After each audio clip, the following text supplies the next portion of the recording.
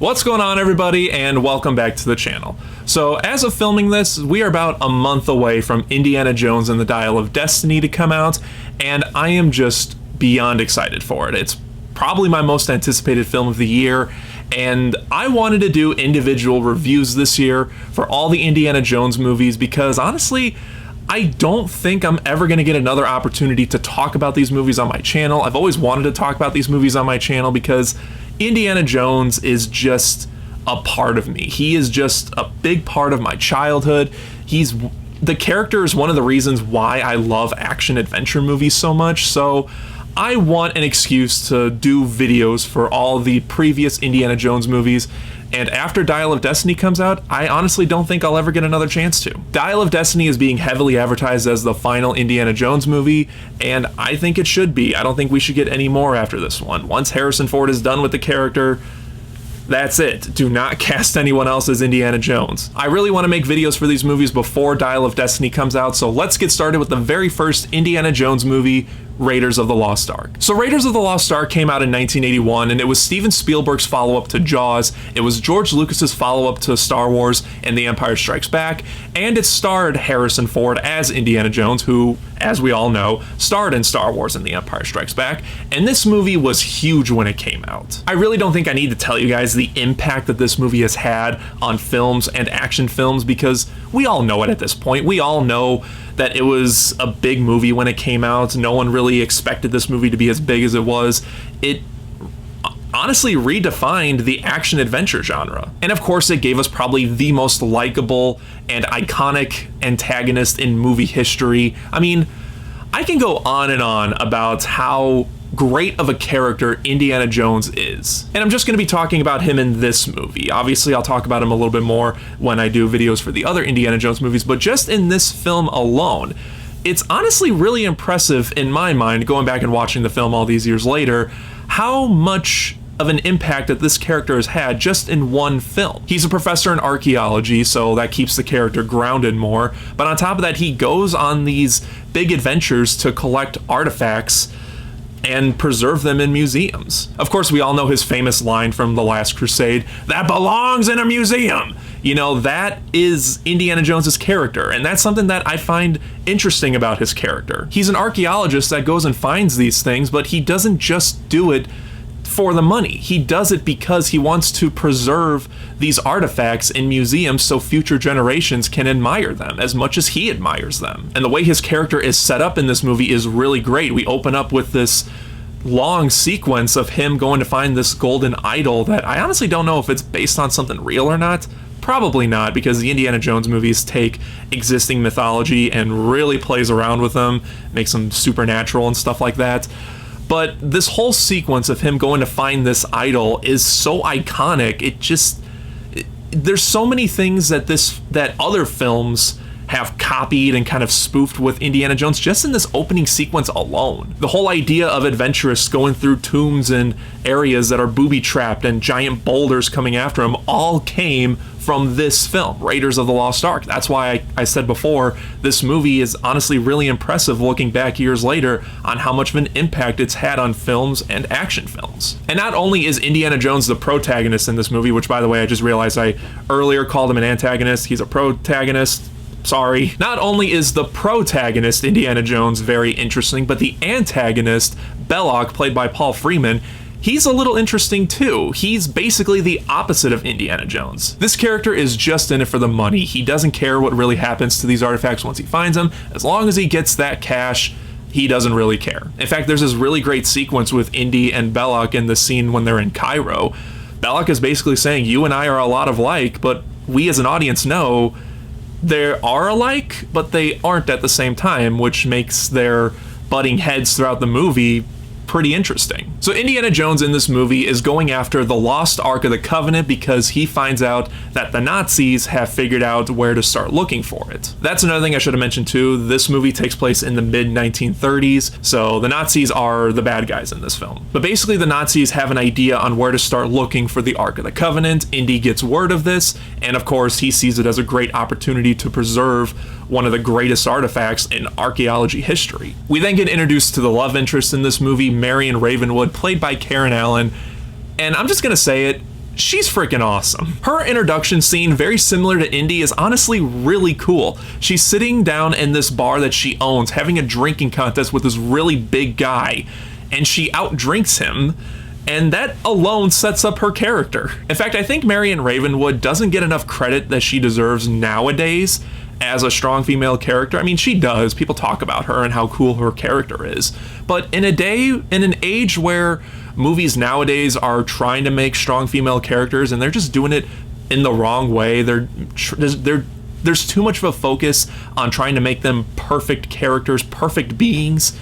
Marion Ravenwood is a good example on how to do a strong female character right. She has her flaws, but she's still really likable, on top of Karen Allen giving a really good performance in this film. And the scene when Indiana Jones meets up with her, we do get a big sense that they have bad history together. They were in love, he broke her heart, and now he needs her help to find this piece that's got a little crystal in it that will help him find where to start digging for the Ark of the Covenant. Which then leads to a really great bar fight scene with the henchman of this movie, well, one of the henchmen of this movie, Tote, played by Ronald Lacey.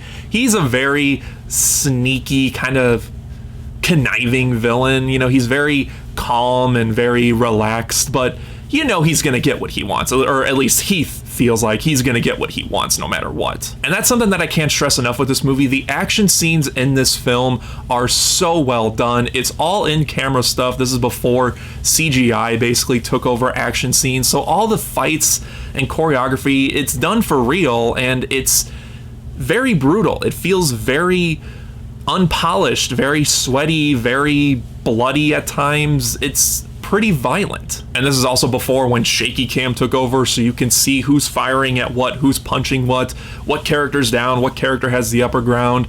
It's all well filmed, and this movie is a good example also on how to film good action. We then get introduced to a character named Stala, played by John Rhys Davies, and he's probably my favorite side character in all of these movies. He just has this warm likability factor to him. He's the type of character that you want him to read you stories to you while you're going to bed. He's just such a likable character, and I love his performance in this film. He's very funny too. True, his comedic aspects shine more in Indiana Jones and the Last Crusade, which I'll get to him when I get to that film. But here in this movie, he does have a lot of good humor, as well as, like I said, that warm likability that you just love to see him in. And he does help Indy find the Well of Souls where the Ark of the Covenant is buried, and they do eventually find it.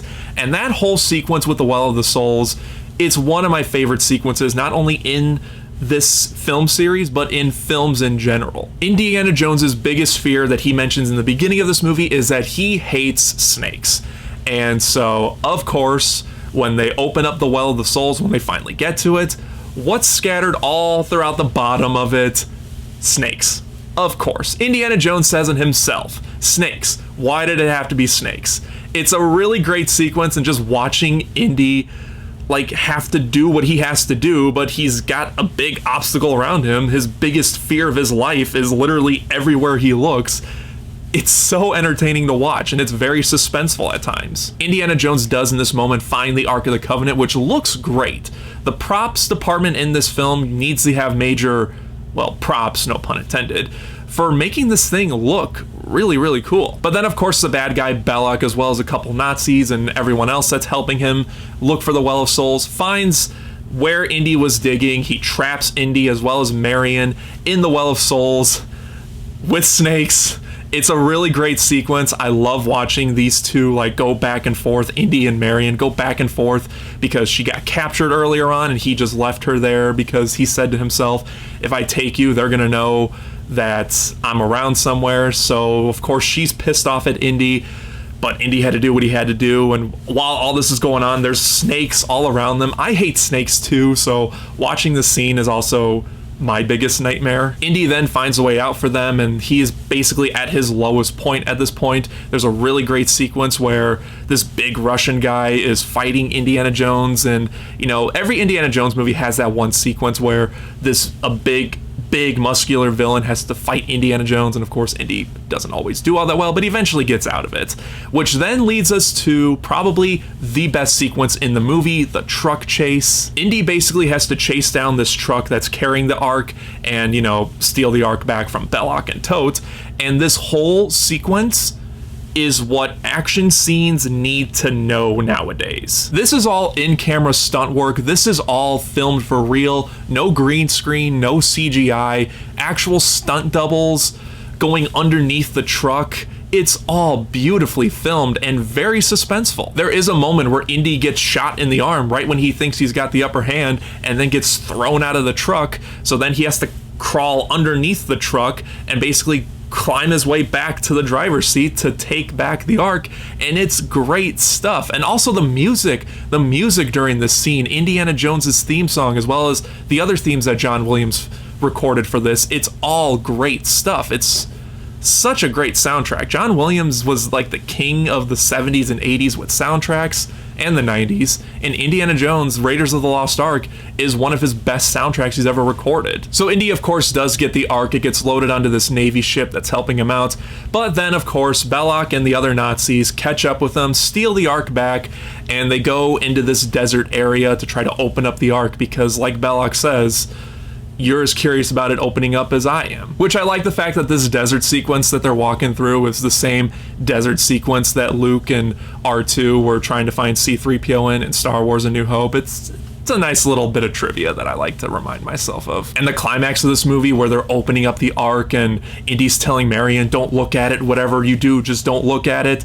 And like, ghosts start coming out of it. At first they think it's just sand because they open up and it's just sand in there. But then spirits coming out of it, and this beautiful spirit that is looking at Belloc suddenly just turns to evil, and they're all panicking now, and the Ark then just murders all the Nazis, which leads to my favorite special effect of all time. Our three main villains get taken out by the Ark: Belloc, Todt, and another Nazi general named Dietrich.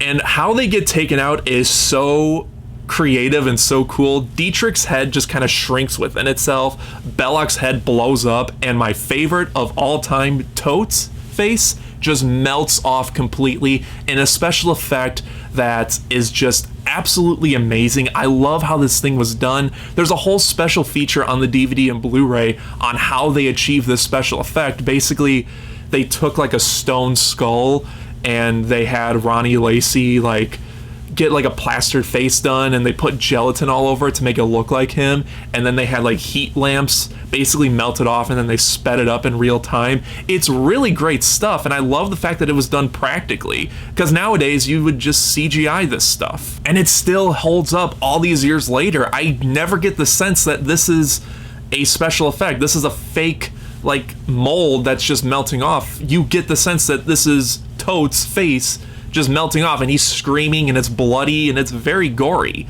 And it's great to watch. This movie's PG, by the way. I should have mentioned that earlier. Yeah, nowadays this movie would have been PG-13. They actually went for the violence back then, back when PG actually meant something, but I'm not going to get into that right now. Marion and Indy, of course, aren't affected by it because they didn't see it. That's why Indy was saying earlier, don't look at it no matter what you do. So they eventually take the Ark back, and Indy is pissed off because they refuse to tell him what they did with the Ark. Like I said earlier, he wants to preserve it in a museum, but these guys that told him about the Ark, they're not telling him what it's done with. And then, you know, the final shot of the movie is the Ark's being closed up in this crate. And then we learn in Indiana Jones and the Kingdom of the Crystal Skull that this area that they're keeping it in is Area 51, which is a nice little detail that Crystal Skull added to, but I'll get into that film later. And we end on kind of a depressing note. Indy went through all of this stuff. He did get paid for it, but what he wanted to do with the Ark didn't really get done with. It was basically stolen from him and put in Area 51. So if you look at it that way, it is a kind of depressing note to end on, considering everything Indy went through. But, you know, he does get Marion at the end, so there is a happy note to be ended on. So that was Raiders of the Lost Ark, and man, does this film hold up all these years later. It's fun, it's adventurous, it's funny, it's action-packed, it's got romance, it's got lots of humor, it's got great set pieces, it's got great props, great visual effects for the time. There's nothing really in this movie that drags this movie down for me. Every time I watch it, I'm just amazed on how well Steven Spielberg pulled this movie off. He directed this movie perfectly. It was written perfectly by Lawrence Kasdan. It's a flawless action-adventure movie that I look for flaws every time I try to watch it. And yeah, you could argue some of the, you know, computer visual effects they did, they might look a little bit dated nowadays, but honestly, I don't really care. Thank God they didn't do a special edition version of this movie and the other Indiana Jones movies. I heard rumors that they were going to, very similar to what George Lucas did to Star Wars. And thank God they didn't do that, because this movie doesn't need bright, shiny, visual updated effects. The effects that they have now are fine for it. It's a brilliant piece of filmmaking that I can't recommend enough. Raiders of the Lost Ark is, of course, Oscar worthy. How can I give it anything less than that? It still holds up all these years later. And if for some reason you haven't seen Raiders of the Lost Ark, well, first of all, I just kind of spoiled a lot for you. But if you still haven't seen it, then definitely go watch it. It's not one of those action movies that's like, oh, it was made in the 80s, it's gonna look dated. No, it all holds up incredibly well. So definitely check it out if you haven't already. And yeah, if you haven't seen it already, then again, sorry, I spoiled a lot of it for you. And one more thing I want to bring up before I wrap up, and this is something that I don't really see a lot of people mention, but it's something that's always bothered me. I hate the fact that the DVD and the Blu-rays of this movie changed the name to Indiana Jones and the Raiders of the Lost Ark. I don't know, to me that just doesn't have the same ring as just Raiders of the Lost Ark. I know the new 4K is coming out with the slipcovers, changed it to Raiders of the Lost Ark, but I just hate the fact that George Lucas changed it to Indiana Jones and the Raiders of the Lost Ark. It just doesn't have that same ring to me. But thankfully the new 4K editions, they changed it back to Raiders of the Lost Ark, as it should be. So anyway guys, that is my review for Raiders of the Lost Ark. Just like I said earlier, I'm going to be covering all the other Indiana Jones movies before Dial of Destiny comes out. So just like always, let me know your thoughts and opinion on this film down in the comments section. And just like always guys, thank you again for watching. I really do appreciate it. If you enjoyed this video, then don't forget to like and share it. Subscribe right here if you haven't already. And until next time guys, take care.